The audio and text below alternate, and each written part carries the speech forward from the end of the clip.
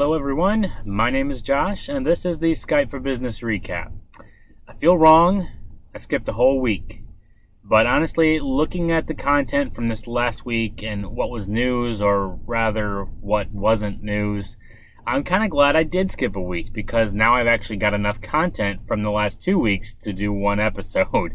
There just wasn't a lot of things for me to dive into that I observed last week. But there was quite a bit from the week before, so we're going to jump into some of that. And there is going to be obviously news coming up this next week.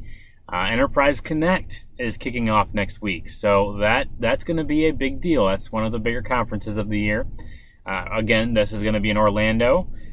Festivities and things kind of starting off at the end of Monday, going through, I believe, Thursday, for at least for some of the sessions and things still on Thursday, but the expo floor and all that goes through Wednesday.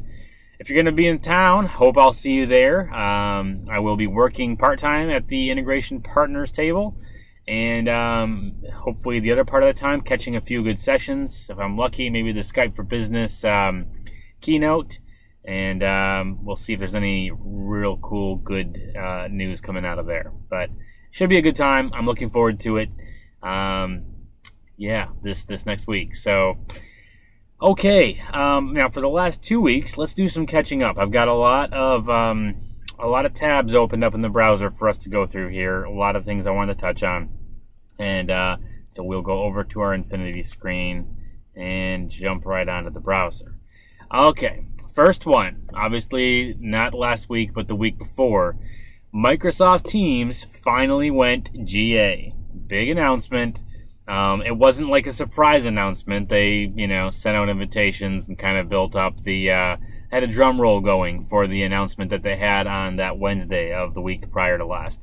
But very welcome announcement. Glad to see Teams finally here. A lot of us, I know, were kind of watching intensely, hoping things like Federation and some other big ticket items we're hoping to see make its way into Teams. We were hoping to see those announcements with the GA announcement. Unfortunately, that did not happen, but they did mention Federation and said we should be looking more around the June timeframe. So keep an eye out for that. That is coming. Teams was very warmly received, saw a lot of fanfare about it. They talk about some of the things that they've added in recently, audio calling from mobile devices, and plus video on Android, which is coming soon to iOS and the Windows Phone. They did a few other things that came out with this announcement. Recently, they added open public teams. I've started playing around with that. I think that's a great, awesome concept for organizations. They've enhanced the meeting experience by adding scheduling capabilities.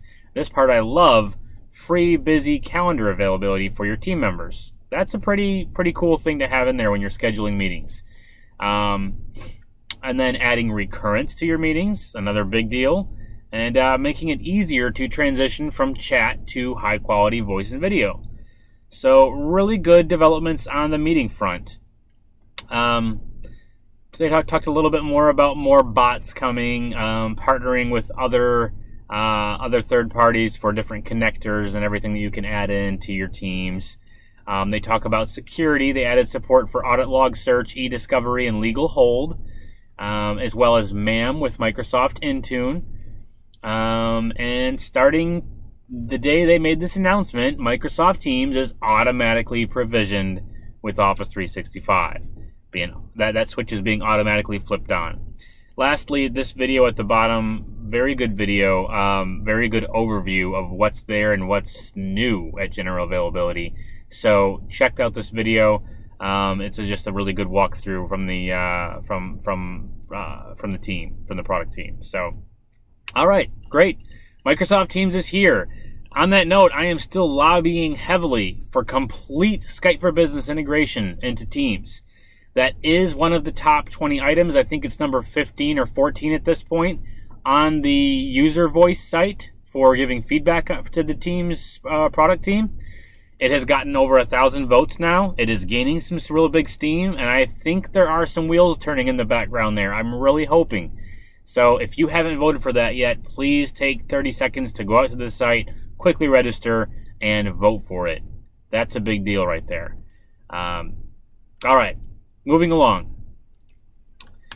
There are a couple meetups that are occurring throughout the week. Now, this was last week, so I'm going to cover it anyway just because I'm glad that there was this meetup there, and I should have gotten to it on time. But it looked like it was very well attended. It says 52, at least on the meetup page, that signed up for it. The March 2017 meetup for Sydney, the Skype for Business meetup group. The organizers, Justin Morris and Greg Sheridan, both MVPs down in Australia. And yes, very large, healthy community of people that were there. So, in here, congrats on a good meetup, guys. I'm sorry I didn't make my announcement earlier. It doesn't look like you needed my announcement. You had drummed up plenty of interest all on your own. So, that was one that went down last week. Now we've also got a very unique and cool approach to user groups that is happening in Europe at the beginning of April. This is being spearheaded and organized by a number of MVPs. This particular blog post is from Last Widow, and he is pointed out that, let me see if I can get this here. So the following countries are going to be participating in this kind of mass remotely connected user group from all the different areas. The participating countries are Germany, UK, Norway, Netherlands, Belgium, and then Italy. That's a good handful of countries participating. Their agenda is very cool. They've got like 5 different sessions here. All right, starting from early evening all the way through till about 9:15, 9:30ish, and they've got a joint keynote. Session 1 is Cloud PBX. Session 2 is going to be online dial plans. I like that topic. Session 3, Trusted Server API and SFB. They're going to take a little break. And then Teams and Office 365. Of course, Teams will be talked about. And then Hybrid Best Practices. Very good topics. So, if you are anywhere in the European continent or thereabouts and you would like to participate in a local user group, there is one happening in a country not too far from you. Get over there, participate, be a part of it. It's going to be a really neat opportunity to not just be involved in your local user group, but have all these user groups across Europe bridged together in one big meeting. I'm a little envious. This is going to be cool. So, good luck with that, guys. I think our date for that is... Do we have it on here? April the 6th. There it is, April 6th. So, very, very cool. Best of luck on launching that one. All right, Luca Vitali, another Skype for Business, Office Servers and Services MVP, had a great post on Sonus SWe Lite step-by-step setup. Now, this is really pretty new. This is pretty new stuff. I mean, it's been out for, I think, a couple months here, but very little out there on real-world experience with it. And Luca did an amazing job going through and, one, providing links to all the release notes and other great articles for using Hyper-V. And then he goes right into the actual installation. Full of screenshots, very good step-by-step breakdown of what it takes to get SWe Lite installed for Sonus. And this is something that I believe I have coming up in a project pretty soon, so I'm really excited about digging in and getting my hands on there, and hopefully have a few chances to toy with it in a lab first before we move to that. So, great job on this post, Luca. It's a very in-depth and lengthy post, so if you feel like this is something you're either interested in or going to be doing at some point anytime soon, take the time to go and read this article, this blog post. He did a very good job on it. All right, moving along. This is awesome. This is a great video. All right, and Craig, I'm gonna butcher the last name here. I don't know if that's supposed to be Chiffers or Schiffers, but one of those I'm hoping is relatively close. But Craig works with Modality Systems, and I believe he works for Modality Systems. I think I got that right.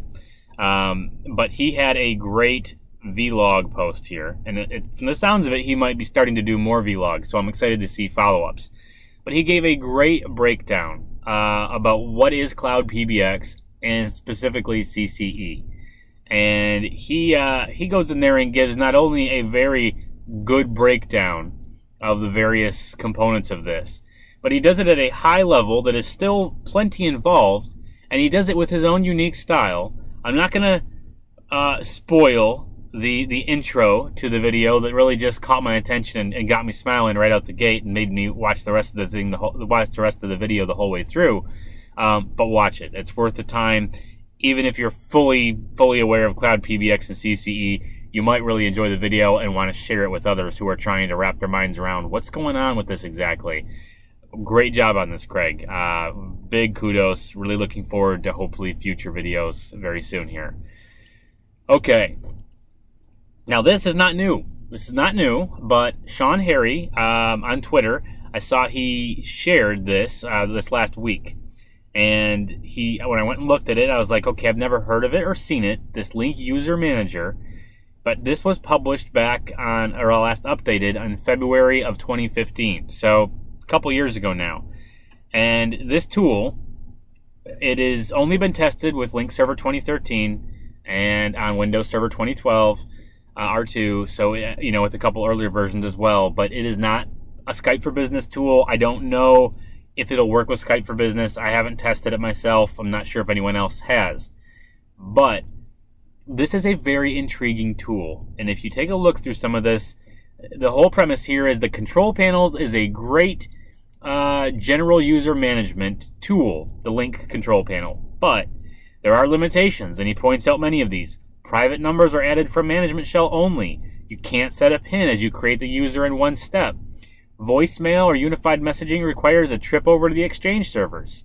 Voicemail and unified messaging in Office 365, whole nother story, at least at the time of this. No way to compare or match users' common attributes such as numerous policies, etc. And then some pesky insufficient access rights to perform the operation errors in the control panel. He highlights a whole number of things here. And I don't even think I said who this is here, but as we can see, our author is over on the left here. We've got Paul, who has written this great tool. I need to get my hands on a Lync Server 2013 lab and start playing with this, because looking at this interface, being able to handle all of those functionalities from one single control panel, I can only imagine the value this would have to help desk organizations or places that need to have extensive user management across all these areas and do not want to have to train help desk personnel to jump through the Exchange interface, the Skype for Business interface, the management shell. This is awesome. This is great. And not only did he make this freely available on the gallery for download, but he had a great step-by-step breakdown of how to set this up, how to connect to your environment, and then how to use the tool. Very, very cool. I did not know about this before. I really needed to kick the tires on this and check it out. Very, very cool tool. And if you have used this before and you've got some feedback or some caveats, or especially if you've tried it with Skype for Business and have feedback there, reply back to wherever you see me sharing this video on Twitter or LinkedIn or directly on YouTube. Let me know. I'd really like to know how that goes with Skype for Business. And more than that, I would like to encourage Paul to come out with a V2 for Skype for Business. This is great. This is awesome. So very, very big kudos to you on this, Paul, 2 years ago, but still amazing tool. All right, last plug I want to put out here. The March 2017 MSUC.Chat meeting is going to be March 31st. Still happening in March. Very last day of March, but we're getting it in before the end of March. So if you go out to MSUC.Chat, the latest blog post is going to be this March 2017 chat. Gives you the meeting links for the web client and the Skype for Business client, a link to add to your calendar, adding yourself to the future mailing list so that you're reminded about the upcoming meetings. And as Ben points out here, Ben Lee is our author for this particular post. No agenda, no fixed discussion topics. Probably going to talk about CCE updates with 1.4.2 having come out. Tenant level policies are sure to make an appearance in the conversation, and whatever else any of you feel like talking about and topics you feel like bringing to the surface. The last few meetings have been phenomenal. I have really enjoyed being a part of this. I have really enjoyed gaining all the different perspectives that people have and hearing about the challenges they're facing in various parts of the industry or parts of the world. This is a great way to connect with other pros, not just in your area, but Skype for Business professionals across the globe with a ton of different perspectives. So we really hope that if you have not joined one yet, you will make time this March to join us for our 4th MSUC.Chat meeting. It's a great time, 1 hour on a Friday. Good stuff. Please join us. That's about it. Let me go back over to my Infinity screen. Today's meeting was, or today's show was a little bit longer, just because I had stuff from last week and then a couple items I wanted to talk about from this week. So thanks for sticking with me. If you enjoyed the show or found it amusing or interesting or helpful or whatever, please retweet, share, all those good things. I think I'm actually going to end up putting this one on Channel 9 and YouTube. I got a pretty good following on YouTube, and I don't want you guys to stop knowing where to get videos, so I'm going to put it there as well. But I'm also going to try Channel 9 and see how that works out. I've heard good things about utilizing that. So we'll try Channel 9 for another area to watch the video at. I'm starting to think the hat has taken a little bit of abuse lately. It got laid on the other day, and kids messing with it, and I need to keep it more safe. But I've had to reshape the thing like 15 times, and it's starting to look pretty beat up for it. So I don't know. I might have to be coming to a new chapter where this hat gets retired and I explore another one. I don't know, but it's something for me to think about. Anyway. Thanks for joining me, guys. Have a safe and fun weekend. We will see you back here next Friday, I hope, for another Skype for Business recap. Adios.